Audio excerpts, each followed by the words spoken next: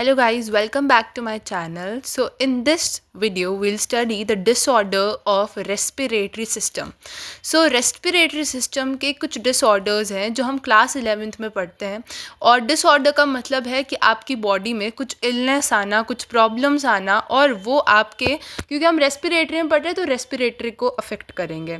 तो basically हमारे 11th में सिर्फ 3 टाइप के मेन डिसऑर्डर्स हम पढ़ते हैं.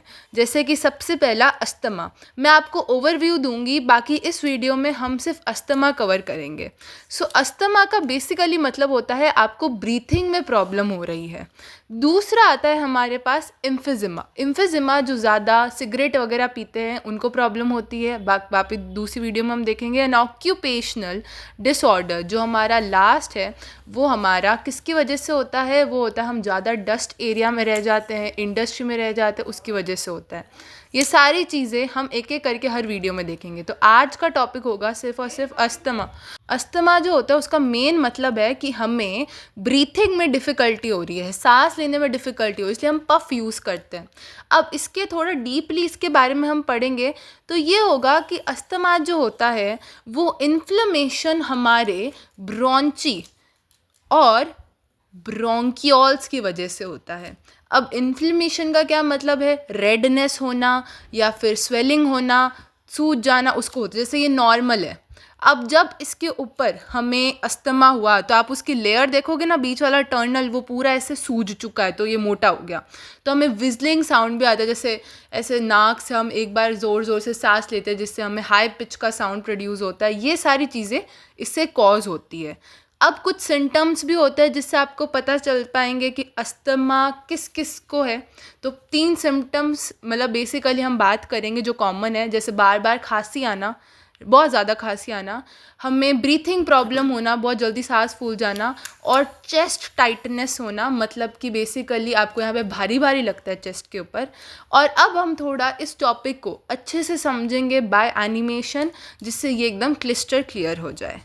और एनिमेशन वीडियो को आपको इस चैनल के लिए लाइक.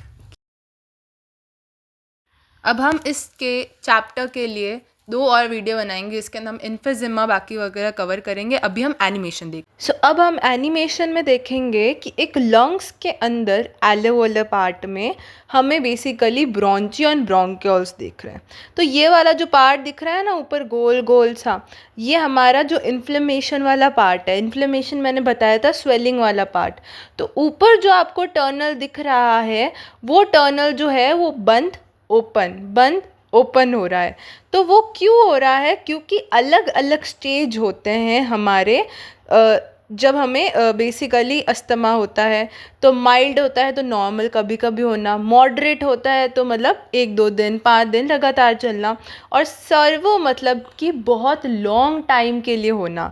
और इसकी वजह से हमारे लंग्स के अंदर रेडनेस, और देख रहे हो लंग्स कैसे पंप आउट पंप इन कर रहे हैं, तो ये उसी की वजह से होता है. अब अगर मैं थोड़ा इनर वे में बताऊं, कंपेयर करूं नॉर्मल लंग्स को और इन लंग्स को, तो हमें अच्छे से पता चलेगा कि हर किसी का एल्वेओलर पार्ट या ब्रोंचियोल्स कैसे हैं. तो अगर आप राइट देखोगे तो वो रेडनेस में, और अगर लेफ़्ट देखोगे तो वो नॉर्मल है.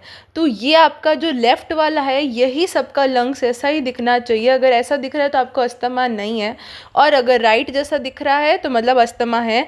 रेडनेस है उसकी बीटिंग कैपेसिटी में, वो कितना फास्ट बीट कर रहा है, ये नॉर्मल रेट पे बीट कर रहा है. और ये कितना रेड है क्योंकि वो इन्फ्लेमेटेड पार्ट है. बाकी सब normal. If you like my video please keep watching it.